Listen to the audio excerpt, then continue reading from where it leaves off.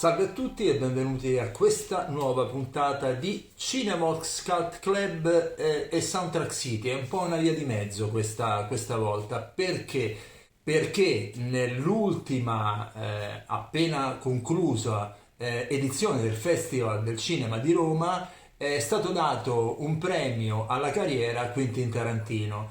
E questa cosa ovviamente in qualche modo ha dato a noi la stura di poter far rilasciare una dichiarazione da Franco Bixio, ed ecco qui l'anello, appunto il collegamento con Cinema Scout Club, a proposito della, diciamo così, collaborazione che c'è stata da Bixio, Frizzi, Tempera e Quentin Tarantino, perché uno dei loro brani strumentali, ovvero il tema di Sette Note in Nero, fu utilizzato in Kill Bill. Abbiamo chiamato un intervistatore di eccezione, che è un nostro caro amico Renato Marengo, direttore di Cine Corriere, appunto a fare questo paio di domande a Franco Bixio, e abbiamo scoperto anche lì un qualche cosa che collega Quentin Tarantino anche al mondo del vinile. Buon ascolto.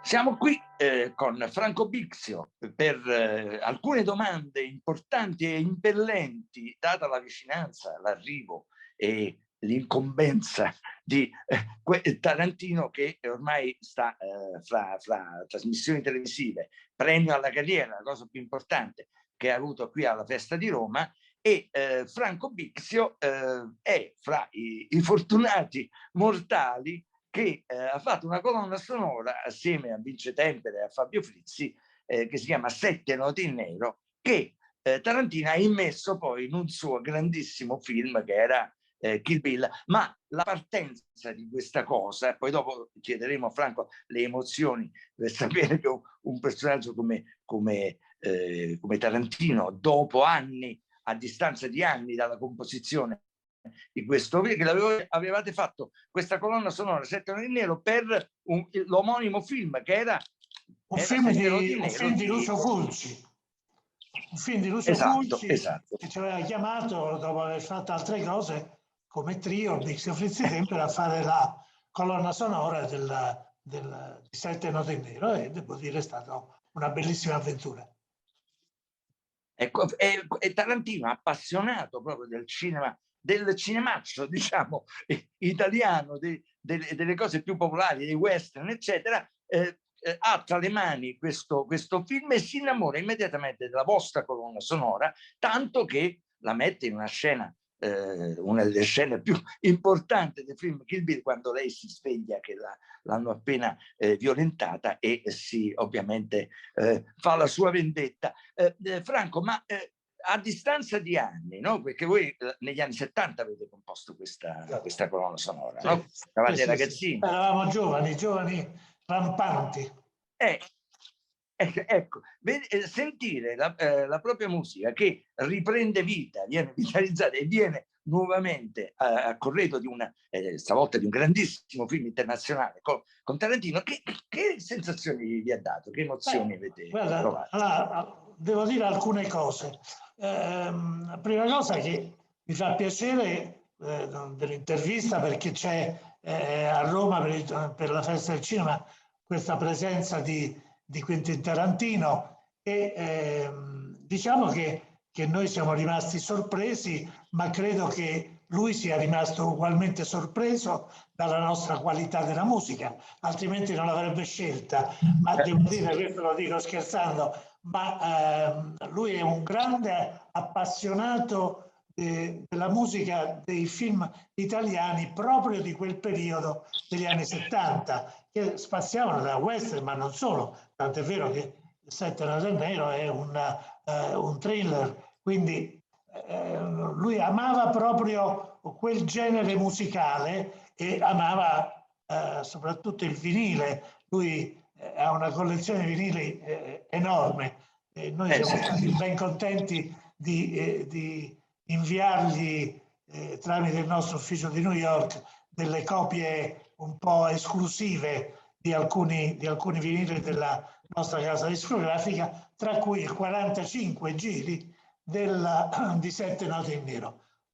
Quello Film di Lucio Fulci che è vero che è stato riscoperto da Quentin Tarantino, però aveva avuto sia quando è uscito il film e sia anche dopo dato proprio la cifra compositiva probabilmente del tema, che erano queste sette note, aveva avuto una sua fortuna anche slegata al film. Forse è anche grazie a questo che poi invece di un'altra nostra cosa o una cosa di un altro film, quindi Tarantino poi ha scelto questo brano di Sette note in nero, che come hai ricordato è in una scena clou del film Kill Bill 1 e poi la cosa particolare è che questa musica è stata anche premiata, tra virgolette, da una versione fatta dal loro gruppo di grande tendenza rapper che erano gli RZA, che ne hanno fatto proprio una loro ode con, inserita nei titoli di coda del film. Franco, comunque voi non siete stati con le mani in mano, no? Non vi siete limitati ai mercati del vinile che ripropongono, ma avete pubblicato, e qui ce l'ho con me, avete pubblicato una sorpresa, nuova cosa. Ecco, guarda che ci sono i mattoni dentro sì, voi. quello era viene murata viva e quindi questa copertina bellissima di questa riedizione rievoca proprio una delle scene più angosciose del film.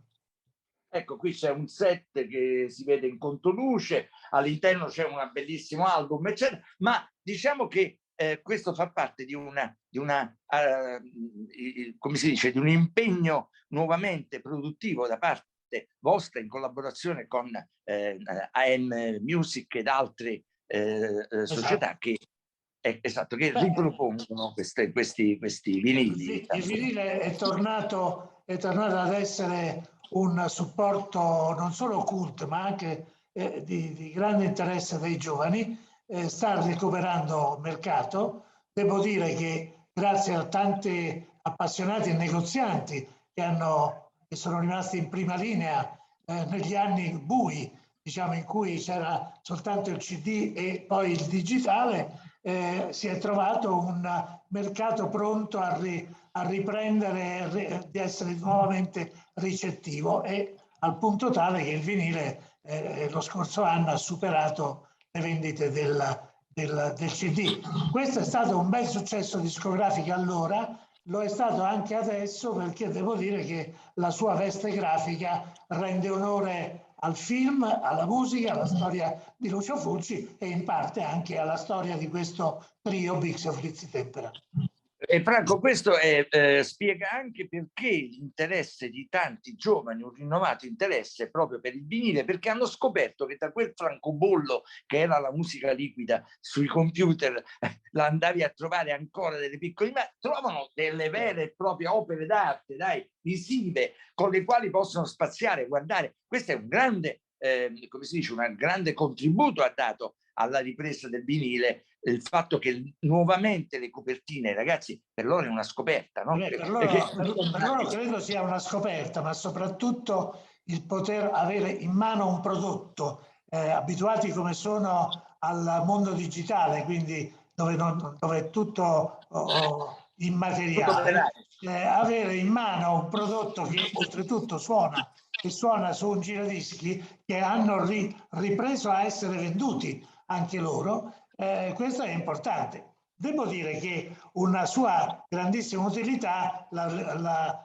musica digitale ce l'ha perché i giovani vanno per prima cosa ad ascoltare le musiche che cercano lì, ma poi si appassionano e fanno una ricerca più approfondita e allora scoprono tutto il resto. Quindi diciamo che le due cose possono convivere, una serve all'altra. E beh, io concluderei proprio dicendo che questo è uno dei motivi che ti ha spinto a quest'idea, alla quale con Cinecodiere ovviamente collaboriamo strettamente, del Cinemoscal Club, dedicato proprio ai collezionisti, sia agli appassionati acquirenti che ai venditori, noi di questa materia bellissima che al Music Day ci ha ospitato proprio per dare spazio, no? Questo Cineworks Cult Club, cult è un po' pretenzioso forse, ma non lo dico io, lo dicono il popolo del vinile, che la Cineworks è un'etichetta cult o cult che si voglia dire, e club perché vorremmo effettivamente che intorno a questa iniziativa nascesse un club dove potersi scambiare opinioni, idee, novità, ricerche sul mercato, eccetera, e quindi creare proprio un gruppo d'ascolto, un gruppo di appassionati che possa interloquire tra loro. Certamente a questo punto dovremmo fare come iscritto d'onore un collezionista importante come Quentin Tarantino. Certo. Allora, con questo augurio che anche Tarantino si iscriva a questo club, salutiamo i nostri spettatori e naturalmente andatevi a ripescare 7 note in nero e guardate che forza e che attualità ha la buona musica. Ascoltateli di sera che è meglio.